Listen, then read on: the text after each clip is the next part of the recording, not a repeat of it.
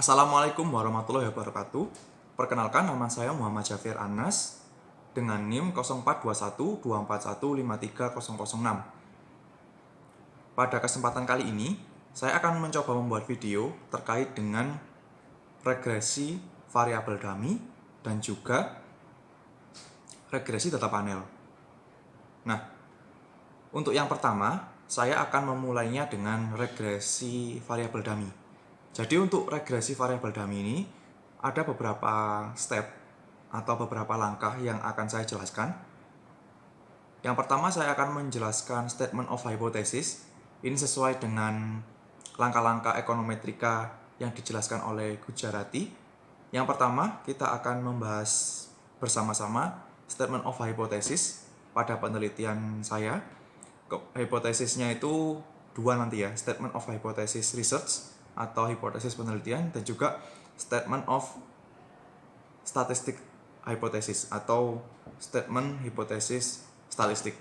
Kemudian setelah itu saya akan membuat modelnya. Kemudian saya akan melakukan running data atau estimasi data menggunakan bantuan software eViews. Baik, langsung saja saya akan masuk ke materi yang pertama, yaitu regresi variabel dummy. Regresi variabel dummy, di sini saya menggunakan penelitian pengaruh usia, inflasi, dan kebijakan biodiesel B20 terhadap profitabilitas perusahaan minyak kelapa sawit yang terdaftar di YSSI periode 2012 hingga 2019. Baik, yang pertama saya akan menjelaskan tentang statement of hypothesis. Ini riset hypothesis dulu ya, atau hipotesis penelitian. Jadi, di sini usia itu berpengaruh positif terhadap profitabilitas perusahaan. Karena perusahaan yang lebih tua, itu kecenderungannya akan memiliki lebih banyak market share.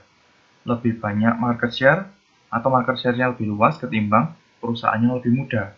Sehingga ada kecenderungan perusahaan yang lebih tua itu memiliki profitabilitas yang lebih tinggi.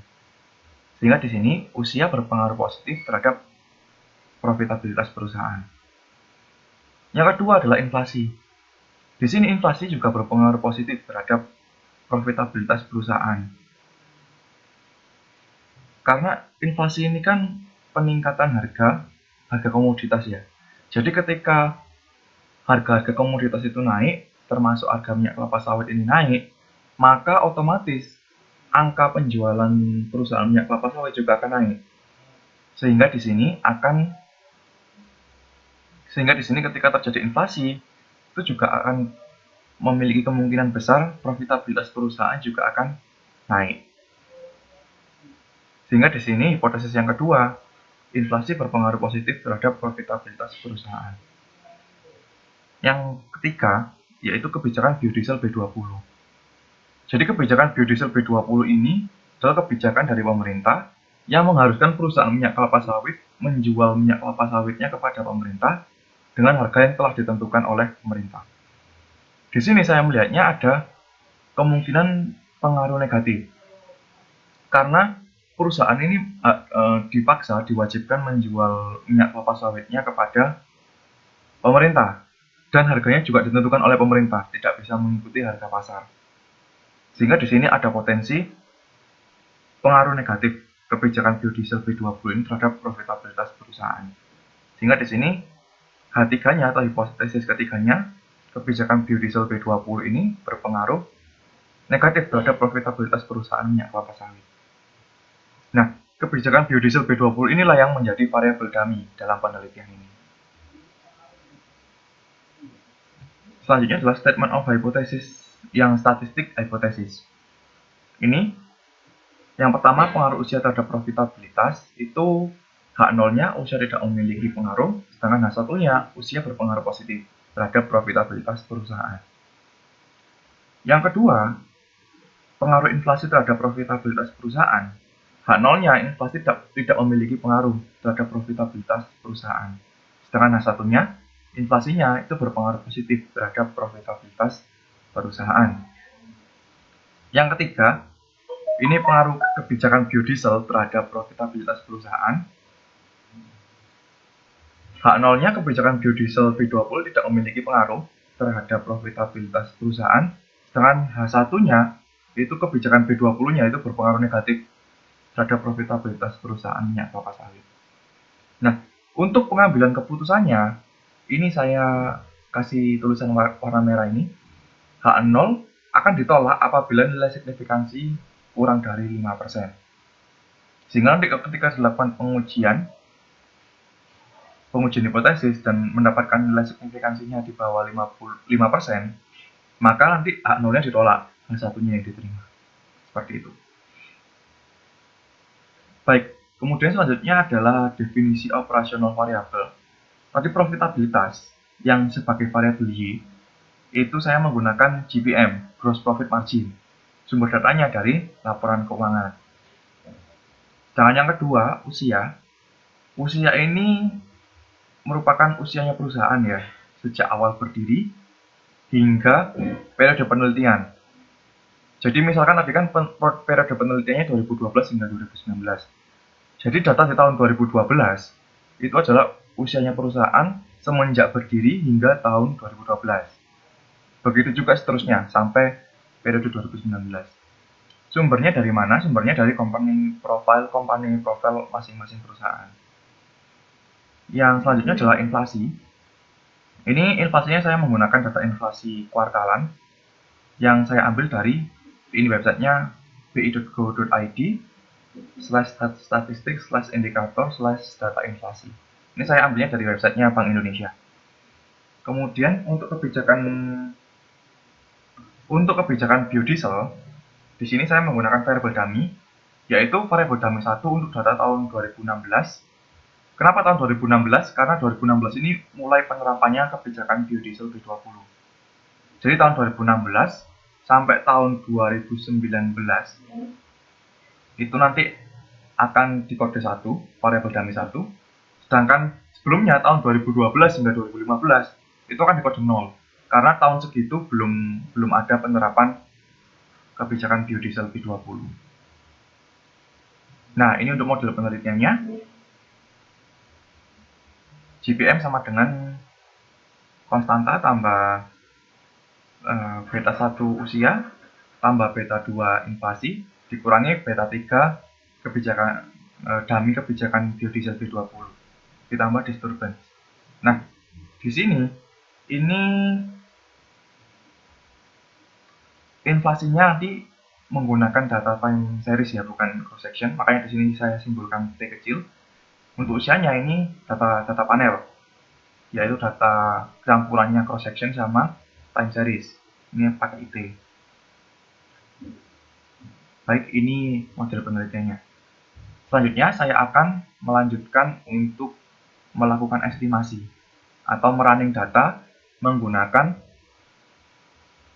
bantuan software eViews.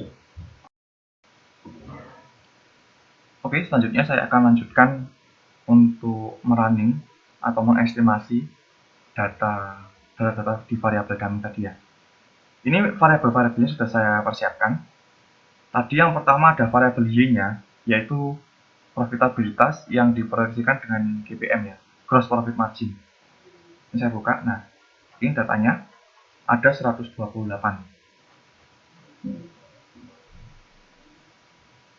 Oke. Selanjutnya adalah usia. Ini usianya perusahaan.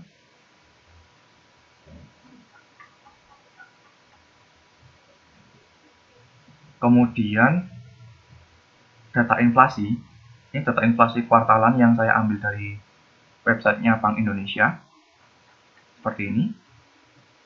Dan yang selanjutnya adalah variabel dummy. Variabel dummy untuk kebijakan B20 biodiesel. Ini. Baik. Selanjutnya saya akan melakukan proses estimasi data atau running data. Pertama diklik dulu mulai dari variabel Y-nya atau variabel dependennya. Ini GPM.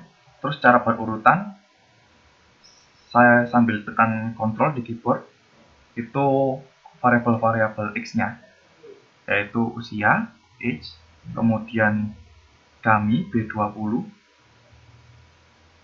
Mohon maaf tadi inflasi dulu ya. Inflasi, kemudian dummy B20. Oke, kemudian tinggal diklik kanan, open as equation. Nah, di sini kita bisa memilih metodenya. Di sini saya akan memilih square aja ya. Di sini saya memilih square untuk mengestimasi pengaruh usia, inflasi, dan kebijakan B20 terhadap gross profit margin. Oke, nah ini didapatkan hasilnya seperti ini. Hasil ini akan saya pindahkan untuk nantinya saya akan melakukan pemaknaan ya atas angka-angka ini. Kita mengestimasi variabel dummy, regresi variabel dummy. Ini hasilnya saya pindah ke PDF untuk kemudian saya berikan pemaknaan atau interpretasi atas hasil analisis menggunakan Edius ini ya. Yang pertama, saya mau melihat R-square-nya yaitu 0,35. Jadi di sini makna dari R-square ini adalah 0,35 ini ya. Berarti variabel Y atau GPM itu dipengaruhi oleh usia, inflasi, dan dummy kebijakan B20 itu sebesar 35%. Jadi variabel X-nya ini yang 3 ini mempengaruhi GPM atau gross profit margin sebesar 35%. Sisanya berarti sebesar 65% itu dipengaruhi variabel-variabel lain yang tidak masuk dalam model ini. Seperti itu. Selanjutnya, saya akan menjelaskan terkait dengan koefisien dan prop untuk masing-masing variabel X. Kita lihat dulu modelnya di bawah sini. Nah, ini dapat diketahui ya, GPM sama dengan modelnya 29,76, ini konstanta, tambah 0,048 H, dikurangi 0,65 inflasi, dikurangi 9,32 variabel dummy. Nah, kita bahas dulu yang usia. Di sini usia itu memiliki nilai probability sebesar 0,0006 dan nilai koefisiennya 0,048 ya, seperti yang tertera di model. Nah, dari hasil ini dapat diketahui bahwa H0-nya itu ditolak karena propnya itu di bawah 0,05. Yang artinya berarti hasilnya signifikan ya. Usia itu berpengaruh signifikan terhadap GPM. Arah pengaruhnya adalah positif karena di sini koefisien yang dihasilkan itu nilainya positif. Jadi apabila angka 0,048 ini dimaknai, itu rata-rata nilai GPM perusahaan akan mengalami kenaikan sebesar 0,048% dikalikan dengan usia perusahaan tersebut. Di sini saya kasih permisalan, misalkan usianya perusahaan saat ini 10 tahun. Maka GPM-nya perusahaan rata-rata akan mengalami kenaikan sebesar ya 10 dikali 0,048, berarti 0,48%. Seperti itu. Untuk penjelasannya, pengaruh positif signifikan usia terhadap profitabilitas ini sama seperti yang saya jelaskan pada hipotesis tadi, yaitu ketika perusahaan itu lebih tua, maka dia itu kecenderungannya akan memiliki market share yang lebih luas, lebih banyak.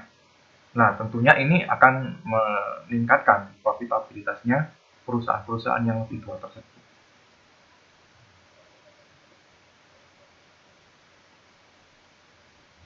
Kemudian selanjutnya adalah inflasi. Inflasi ini memiliki nilai prop sebesar 0,15 dan nilai koefisien sebesar minus 0,65.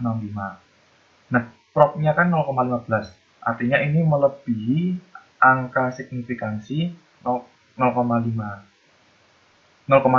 maaf. Sehingga ini inflasi itu memiliki pengaruh yang tidak signifikan dan arah pengaruhnya negatif ya, karena koefisien yang dihasilkan di sini itu bertanda negatif. Nah, maknanya apa? Minus 0,65 ini artinya adalah nilai GPM perusahaan rata-rata akan mengalami penurunan sebesar 0,65% dikalikan dengan inflasi. Misalnya, terjadi inflasi sebesar 1%, maka rata-rata JPM perusahaan akan menurun sebesar 0,0065%. Nah, pengaruh negatif tidak signifikan ini penjelasannya terkait dengan daya belinya masyarakat. Ketika terjadi inflasi, maka harga-harga barang, harga-harga komoditas akan melambung tinggi, akan naik. Nah, harga-harga yang tinggi ini membuat daya beli masyarakat otomatis akan turun. Nah, apabila daya belinya masyarakat turun, maka otomatis juga akan berdampak pada penjualan perusahaan yang ikut turun, sehingga inflasi ini bisa berpengaruh negatif terhadap GPM-nya perusahaan-perusahaan minyak kelapa sawit. Yang selanjutnya adalah kebijakan biodiesel B20. Ini yang jadi variabel kami tadi. Dia memiliki nilai probability sebesar 0,0000 dan koefisiennya minus 9,31. Dari angka ini dapat diketahui bahwa H0-nya ditolak. Artinya kebijakan biodiesel itu memiliki pengaruh signifikan terhadap gross profit margin. Arah pengaruhnya adalah negatif. Jadi, penerapan kebijakan biodiesel ini berpengaruh negatif signifikan terhadap gross profit margin. Nah, angka minus 931 ini maknanya adalah ketika kebijakan biodiesel diterapkan, itu maka rata-rata GPM-nya perusahaan akan turun sebesar minus 9,31%. Ini hasil dari satu itu ketika diterapkan dikali dengan minus 9,31. Ketika belum ada penerapannya, berarti kan variabel dummy-nya 0. Nah, itu 0 kali minus 931 berarti kan tidak ada pengurangan profitabilitas. Tapi ketika kebijakan diterapkan, maka akan rata-rata akan menurunkan GPM sebesar minus 9,31%. Seperti itu. Nah, pengaruh negatif signifikan ini itu disebabkan oleh kebijakan biodiesel B20-nya ini sendiri, yang itu mewajibkan perusahaan-perusahaan minyak kelapa sawit untuk menjual minyak kelapa sawitnya kepada pemerintah, untuk kemudian sama pemerintah diolah menjadi bahan bakar biodiesel B20. Nah, yang membuat profitabilitasnya perusahaan ini bisa turun adalah harga yang ditetapkan oleh pemerintah itu sudah saklek, sudah ditentukan oleh pemerintah. Sekian, seperti itu. Jadi, perusahaan minyak kelapa sawit tidak bisa menjualnya dengan harga pasaran CPO atau minyak kelapa sawit. Perusahaan minyak kelapa sawit harus menjual dengan harga yang telah ditentukan oleh pemerintah, sekalipun harganya itu di bawah pasar. Ini yang membuat profitabilitasnya menjadi turun. Itu tadi adalah video terkait dengan regresi variabel dummy. Selanjutnya, saya akan melakukan proses estimasi regresi data panel. Sebetulnya kurang lebih langkah-langkahnya sama. Yang pertama, saya nanti akan menjelaskan terkait dengan statement of hypothesis, baik hypothesis of research, hipotesis penelitian, dan juga hypothesis of statistic atau hipotesis statistik. Selanjutnya, saya akan membuat modelnya, seperti apa model untuk regresi data panel ini, dan selanjutnya akan dilakukan estimasi data. Nah, di sini perbedaannya. Kalau tadi di regresi dummy, kita bisa langsung melakukan regresi, langsung estimasi menggunakan least square. Nah, nanti akan ada step tambahan yaitu uji pemilihan model yang terbaik. Jadi ketika kita meregresi data panel, ada 3 kemungkinan model yang bisa kita pakai, yaitu yang pertama itu adalah CEM atau Common Effect Model atau least square tadi yang seperti yang dilakukan di variabel dummy. Yang kedua adalah Fixed Effect Model atau FEM. Yang ketiga adalah RAM atau Random Effect Model. Nah, ketiga model ini nantinya akan dipilih yang terbaik yang mana menggunakan uji chi-square, kemudian uji Hausman, dan juga uji Lagrange multiplier. Setelah dilakukan uji yang terbaik yang mana, nah nantinya saya akan melakukan interpretasi. Jadi langsung saja kita mulai regresi data panel. Selanjutnya saya akan menjelaskan tentang regresi data panel.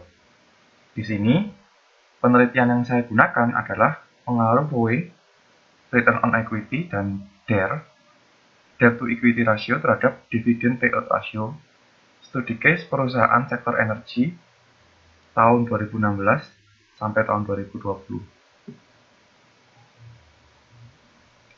Sama seperti regresi variabel dummy yang tadi telah saya jelaskan, tentu di sini kita harus menjelaskan terkait dengan statement of hypothesis.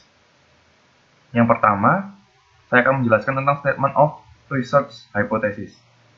Di sini, yang pertama ROE ya. ROE ini berpengaruh positif terhadap DPR atau Dividend Payout Ratio.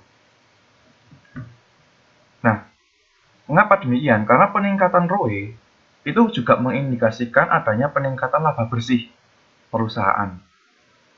Sehingga apabila laba bersih perusahaan naik, maka otomatis dividend payout rasionya ini juga berpeluang akan naik juga karena semakin banyak laba bersih yang dimiliki oleh perusahaan. Sehingga di sini H1-nya ROE berpengaruh positif terhadap DPR, dividend payout ratio. Selanjutnya adalah DER, debt to equity ratio. Nah, DER ini pengaruhnya adalah negatif terhadap DPR atau dividend payout ratio. Mengapa demikian? Karena peningkatan DER itu juga mengindikasikan peningkatan beban bunga. Apabila beban bunga naik, maka otomatis laba bersih yang dihasilkan perusahaan akan turun. Maka laba bersih yang bisa dibagikan jadi dividen juga tentu akan turun. Sehingga di sini DER ini berpengaruh negatif terhadap dividend payout ratio. Ini sebagai hipotesis 2. Selanjutnya adalah statement of statistic hypothesis. Yang pertama, pengaruh ROE terhadap DPR.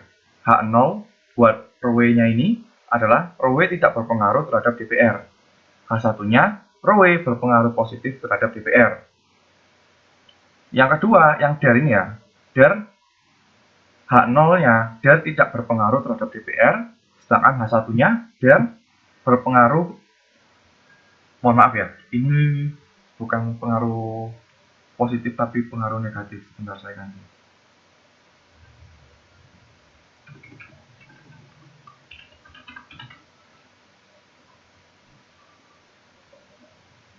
Baik, ini adalah hipotesis statistiknya. Pengambilan keputusannya bagaimana?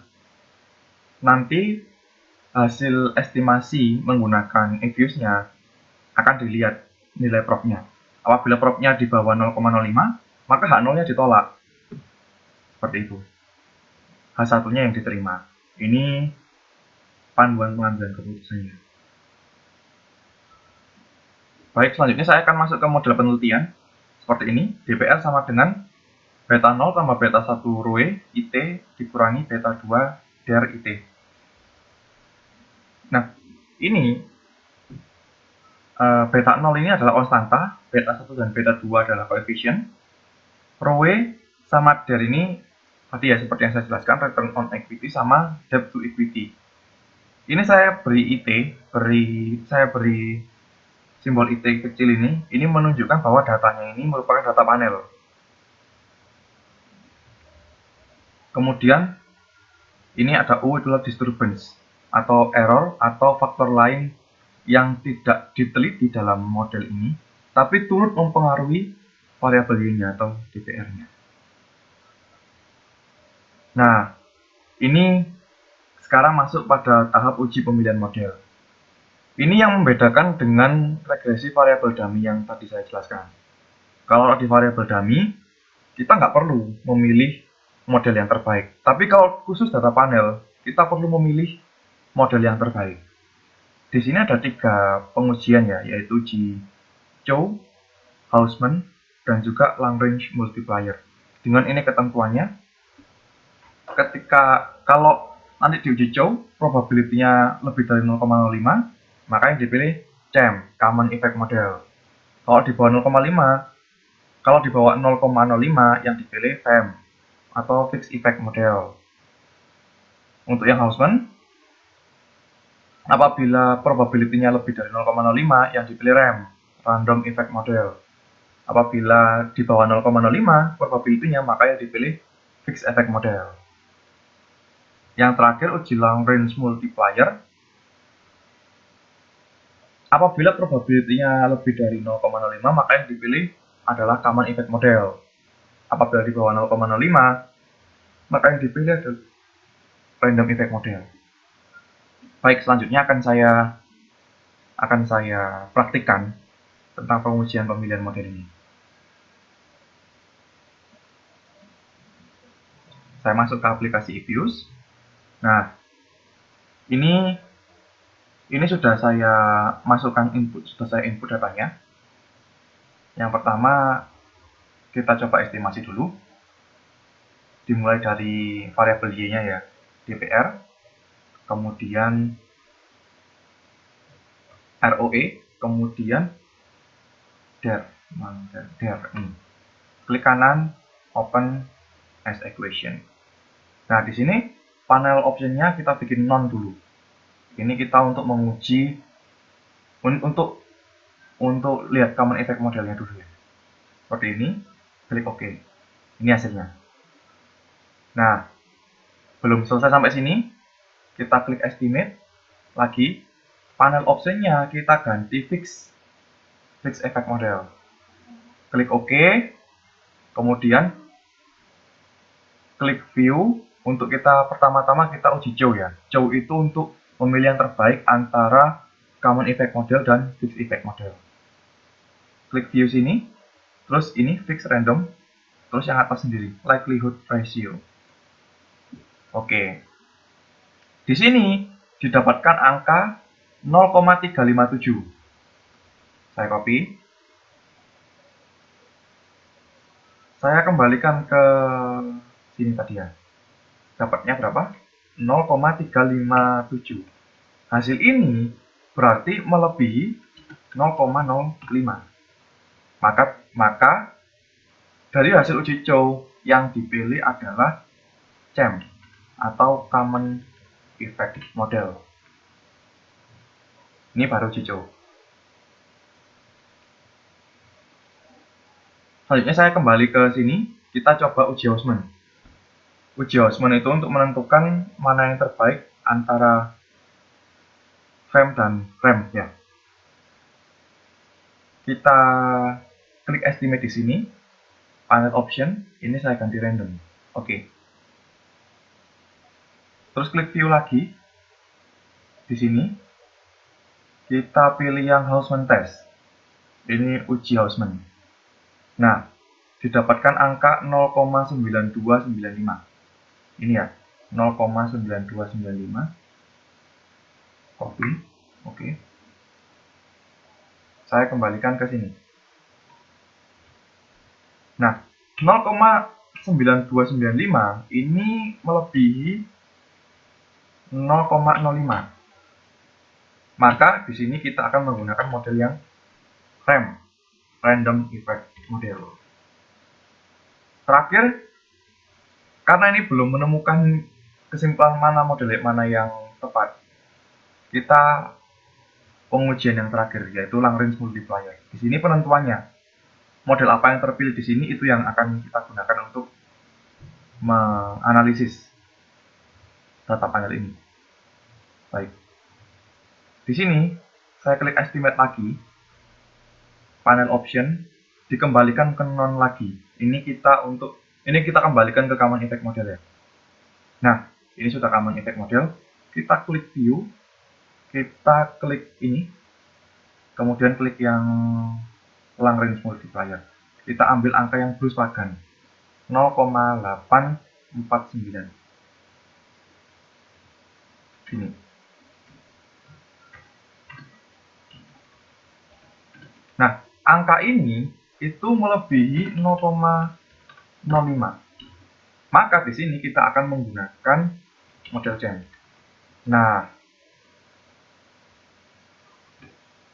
di sini berarti kesimpulannya penelitian ini yang paling tepat untuk menganalisis model dalam penelitian ini adalah metode CEM, Common Effect Model. Baik, selanjutnya akan saya interpretasikan analisis Common Effect Modelnya untuk model ini. Baik, tadi setelah dilakukan pengujian untuk memilih model mana yang terbaik, sekarang tadi terpilih ya, yang terbaik itu adalah CEM atau Common Effect Model. Nah, ini adalah hasil Common Effect Modelnya. Ini panel square ya, tulisannya ini Common Effect Model, sama saja. Nah, ini saya akan menginterpretasikan hasilnya. Yang pertama adalah ROE. ROE di sini angka prob-nya adalah 0,93. Ini melebihi 0,05, sehingga H0 diterima. Jadi, ROE di sini itu berpengaruh tidak signifikan terhadap dividend payout ratio. Nah, koefisiennya menunjukkan angka 5,4. Artinya, DPR ini akan naik rata-ratanya ya, rata-rata DPR akan naik 5,4% apabila ROE-nya juga naik seperti itu. Ini seperti yang saya jelaskan di hipotesis tadi. Kenaikan ini terjadi karena apabila ROE-nya naik, maka otomatis laba bersih perusahaan juga akan naik. Sehingga dana yang bisa dibagikan buat jadi dividen itu juga akan meningkat. Karena kan dividen diambilnya dari laba bersih. Seperti itu.